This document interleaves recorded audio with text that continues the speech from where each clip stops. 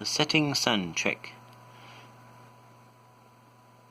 As you can see, the sun is setting already there, but when we zoom in, we can see that the hot spot of the sun gets smaller and smaller and smaller. Now it's just tiny as my finger. If I back up, it gets huge.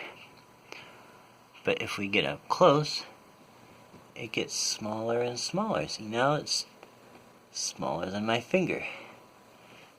What magic is this, you might ask? So here's the deal. I've got a little light bulb.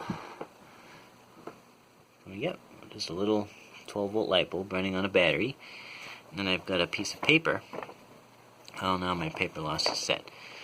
So the white circle you see is the area that's overexposed.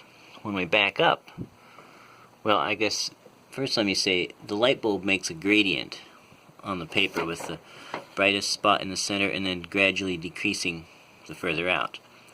So when we back up, the camera turns up the gain, the automatic gain control, and it becomes more sensitive, and so the area that washes out is large.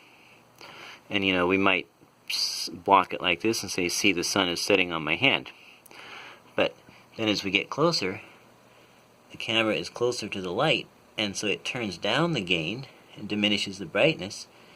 And see, now the area that's washed out is smaller, and now it's entirely above my hand. I didn't move my hand, I just moved the camera closer to change the amount of light that the camera's getting.